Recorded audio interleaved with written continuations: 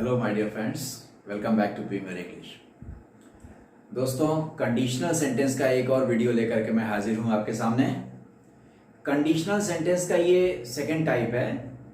एक video lecture में इसके पहले मैंने आपको ओपन कंडीशन के बारे में बताया था। देखिए, सबसे पहले तो मैं आपको एक बात ये बता दूं कि मैंने कई जगह देखा, कई वीडियोस में, कई जगहों पे लोगों ने इसके कंडीशनल सेंटेंसेस के नाम रख लिया है उन्होंने अपने ढंग से। Zero conditional, first conditional, second conditional और थर्ड कंडीशनल, जाने क्या क्या। देखिए, ऐसा कोई ना, ये बड़ी अजीब बात है। इसको कोई कैसे याद रखेगा? एक एक्स्ट्रा काम हो गया स्टूडेंट्स के सामने कि थर्ड कंडीशनल कौन सा वाला है, कहीं सेकंड के जगह थर्ड को सेकंड करके वो ना याद कर लें। इसका कोई मतलब नहीं है। इसका बाकायदे मेरे हिसाब से आप देखिए, लास्ट वीडियो में मैंने जो कंडीशनल सेंटेंस आपको पढ़ाया, that was open condition. Open condition था। ओपन कंडीशन का मतलब यह हुआ कि उसको मैंने आपको एक्सप्लेन किया था कि कंडीशन ओपन है। कंडीशनल सेंटेंस क्या होते हैं? इफ वाले सेंटेंस होते हैं। They are complex sentences beginning with if. Generally if वाले सेंटेंस को कंडीशनल सेंटेंस बोला जाता है। उसमें क्या था, लास्ट वीडियो में जो कंडीशनल सेंटेंस फर्स्ट टाइप का जो हमने पढ़ा था, that was open condition. Open condition का मतलब ये हुआ कि कोई कंडीशन अभी भी खुली हुई है, अभी समय है, वो असंभव नहीं है, अभी समय है। अगर उस कंडीशन को आप फुलफिल करेंगे, if you fulfil this condition, this event will take place. अगर आप उस कंडीशन को फुलफिल नहीं करते हैं तो ये इवेंट नहीं होगा। जैसे कहा जाए, if you study hard you will pass the exam. अगर तुम कड़ी मेहनत करोगे, अच्छे से पढ़ाई करोगे, तो तुम परीक्षा पास कर लोगे। तो अभी यानी कि यह असंभव नहीं है, अभी परीक्षा दूर है, अभी संभवतः परीक्षा में समय है। तो कहा जा रहा है कि अगर मेहनत करोगे तो पास हो जाओगे, नहीं मेहनत करोगे तो नहीं पास होगे। यदि बारिश होगी तो मैं कॉलेज नहीं जाऊंगा। अभी हो सकता है बारिश ना हो, तो यानी ये कंडीशन जो है असंभव नहीं है। तो दैट वाज ओपन कंडीशन। बोलने के टाइम पे कंडीशन खुली हुई थी, वो ओपन था। नाम से या बहुत नाम ही सब कुछ हल कर देगा, नाम से सारी समस्या हल हो जाएगी। हमारा जो पढ़ाने का तरीका है, हमने नाम ऐसा दिया है, ओपन कंडीशन, खुला है, कंडीशन खुली हुई है। आप उस पर काम करिए, उस कंडीशन को पूरा करिए तो ये इवेंट होगा, नहीं पूरा करेंगे तो ये नहीं होगा। इसलिए उसको ओपन कंडीशन करते थे। उसमें इफ वाला क्लॉज सिंपल प्रेजेंट में होता था। If you study hard you will pass the exam. If you run fast you will catch the bus, या you can catch the bus. इस प्रकार की। If you invite me I will attend the party. यदि तुम मुझे invite करोगे, आमंत्रित करोगे, तो मैं पार्टी में आऊंगा, पार्टी अटेंड करूंगा। नहीं करोगे तो, इनवाइट नहीं करोगे तो नहीं आऊंगा। ये जो है, इसका नाम है, देखिए नाम इसका लिखा हुआ है अनफुलफिल्ड कंडीशन। अनफुलफिल्ड, ये शब्द ही अपने आप में सारा कुछ बता दे रहा है।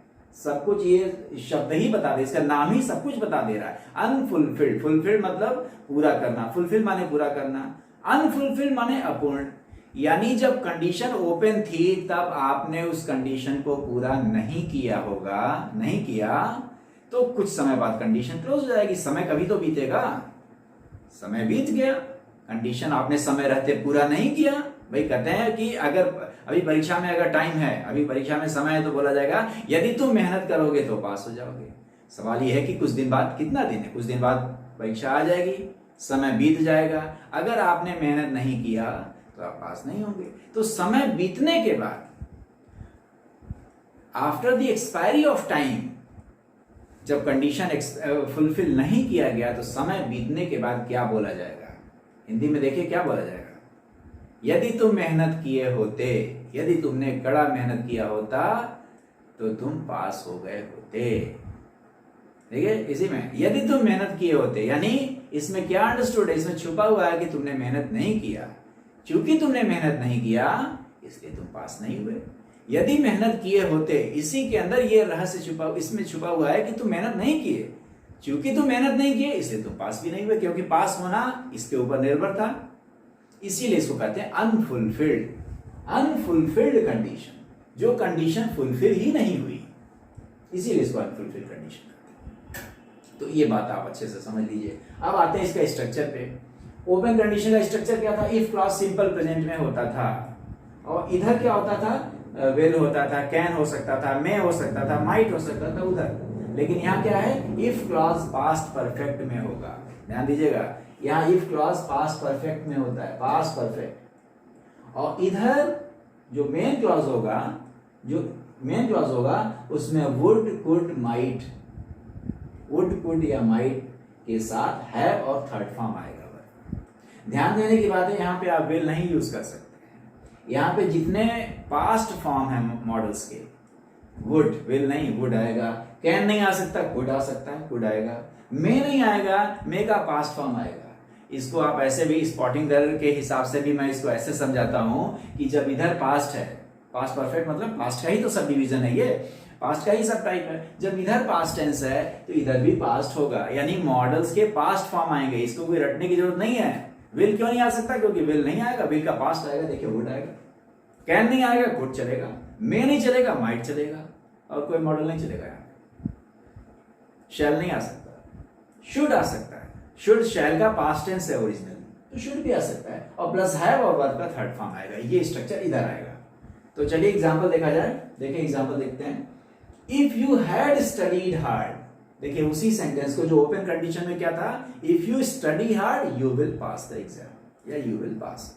यदि तुम मेहनत करोगे तो पास हो जाओगे। लेकिन आपने मेहनत नहीं किया होगा, कंडीशन को फुलफिल नहीं किया, तो समय बीतने के बाद क्या बोलते हैं, गार्जियन क्या बोलेंगे, टीचर क्या बोलेगा, यदि तुम मेहनत किए होते, यदि तुम कठोर मेहनत किए होते, अच्छे से पढ़ाई किए होते, तो पास हो गए होते। If you had studied hard, देखिए पास्ट परफेक्ट, इधर पास्ट परफेक्ट चाहिए। If you had studied hard you, अब देखिए you would have pass. Would, could, might में से कोई एक, यहाँ वुड ले लेके वुड हैव एंड पास का third form, you would have past. ठीक है। अच्छा एक बात इसमें और आपको बता दूं कि इसमें कई बार क्या होता है कि इफ क्लॉज वाले में इफ से सेंटेंस ये नहीं शुरू होता है, कई बार बिना इफ के बनता है ये। उस स्थिति में क्या करते हैं, सेंटेंस को हैड से शुरू किया जाता है। ये एक इसका अल्टरनेटिव है, इसको समझ लीजिए। इफ से हमेशा आप इफ की उम्मीद नहीं करेंगे, बिना इफ के भी बनेगा तो ये हैड से शुरू होगा। यानी if you had studied hard के जगह पे क्या बोल सकते हैं, had you studied hard. Same meaning है दोनों की। देखिए हैड यू स्टडीड हार्ड, बाकी सेम, ये तो सेम रहेगा, यू वुड हैव पास्ट। एक ही बात है। एक और एग्जांपल देते हैं। If you had invited me, यदि तुम मुझे आमंत्रित किए होते, यदि किए होते मतलब ही इसमें छुपा हुआ है कि नहीं किया तुमने इनवाइट ही नहीं किया मुझे, तुमने कंडीशन फुलफिल नहीं की। If you had invited me, देखिए पास्ट परफेक्ट, देखिए हैड प्लस वर्ब का थर्ड फॉर्म, पास्ट परफेक्ट। तो क्या हुआ होता, यदि तुम मुझे इनवाइट किए होते, आमंत्रित किए होते, आई would have attended the party, तो मैं पार्टी अटेंड किया होता। लेकिन इसमें क्या है, अंडरस्टूड है, इसका इम्प्लीकेशन क्या हुआ, इसका तात्पर्य हुआ कि ना तो तुमने मुझे इनवाइट किया और ना ही मैंने पार्टी अटेंड किया। क्यों, क्योंकि पार्टी अटेंड करना या ना करना इसके ऊपर निर्भर था, इस कंडीशन पर निर्भर था। चूंकि ये कंडीशन फुलफिल नहीं हुई, लिहाजा ये भी नहीं हुआ। इसीलिए मैंने आपसे कहा ना कि इसमें ये जो अनफुलफिल कंडीशन है, ये क्या बताता है कि certain event did not take place because certain condition was not fulfilled. कोई पर्टिकुलर इवेंट नहीं हुआ क्योंकि कोई पर्टिकुलर कंडीशन जिसके ऊपर वो निर्भर था, वो कंडीशन फुलफिल नहीं की गई, उस शर्त को पूरा नहीं किया गया। बस यही इसका मतलब है, यही है आपका अनफुलफिल कंडीशन। तो अच्छा एक चीज में हमेशा रट्टा मारने की जरूरत नहीं है। इफ क्लॉज बाद में भी आ सकता है, जैसे मेन क्लॉज पहले आ सकता है, कई बार ऐसा बोला जाता है, you would have passed if you had studied hard, ऐसा भी बोला जाता है। यू वुड, सेंस वही है, you would have passed if you had studied hard, मगर क्या है, नियम वही है, इफ वाला क्लॉज पास्ट परफेक्ट में होगा और ये जो क्लॉज है ये वुड कुड के साथ यूज होगा। यहां पर भी हो सकता है, आई would have attended the party if you had invited. कुछ और सेंटेंस देखते हैं, थोड़ा वेरिएशन इसका देख लेते हैं। ये सारे एग्जांपल्स और देखा जाए। If she had not been ill, देखिए ये एग्जांपल मैंने इसलिए लिया कि इन तीनों में मैंने बीन का यूज किया है, नॉर्मली पास्ट परफेक्ट के को लेकर के स्टूडेंट ये सोचते हैं कि हैड और वर्ब का थर्ड फॉर्म भी तो है ही पास्ट परफेक्ट, लेकिन वो बीन को यहाँ पे बर्दाश्त नहीं कर पाते। ये मेरा, I am saying this based on my experience. Student had been या हैव बीन इसको परफेक्ट टेंस मानते ही नहीं है। Be is a main verb also sometimes, be एक वर्ब भी है, बी हेल्पिंग वर्ब भी है और बी मेन वर्ब, बी का डुअल नेचर होता है। तो उस केस में बी का जो थर्ड फॉर्म होगा, पास्ट परफेक्ट बनाने के लिए बी का थर्ड फॉर्म चाहिए, हेड चाहिए और किसी भी वर्ब का थर्ड फॉर्म चाहिए। इसके पहले जो हमने एग्जांपल दिया था उसमें दूसरे वर्ब्स थे, स्टडीड था, इनवाइटेड था, तो ये तो ठीक है, तो नॉर्मल वर्ब है, लेकिन बी का भी प्रयोग हो सकता है, इसको मान के चलिए, इसको लेके चलिए, इसलिए एग्जाम्पल दिया मैंने। तो if she had not been ill, negative है पास्ट परफेक्ट मगर नेगेटिव है, नेगेटिव के लिए भी तैयार रहिए। यदि वो बीमार नहीं रही होती, बीमार नहीं रही होती तो क्या होता, she would have gone to party, तब वो पार्टी में गई होती। लेकिन फिर वही बात है, अनफुलफिल कंडीशन, यानी ये शर्त नहीं पूरी हुई, यानी वो बीमार थी। यदि वो बीमार नहीं हुई होती, नेगेटिव है, यानी इसका उल्टा, ये बड़ा विचित्र टेंस है। इसमें अगर मैं कहूं यदि तुम मुझे बुलाए होते तो मैं आया होता, यानी तुम मुझे नहीं बुलाए, उल्टा होगा इसका। If she had not been ill, she would have gone to party. That means इसमें ये क्या implied है, छुपा क्या है, यानी वो बीमार थी, बीमार पड़ गई थी, इसलिए वो पार्टी में शायद नहीं जा पाई। If I had been there, I could have solved. मैंने कहा था could भी लग सकता है, देखिए would, could, might, इन तीनों में से कोई भी यूज हो सकता है। उसके बाद have आएगा और थर्ड फॉर्म आएगा।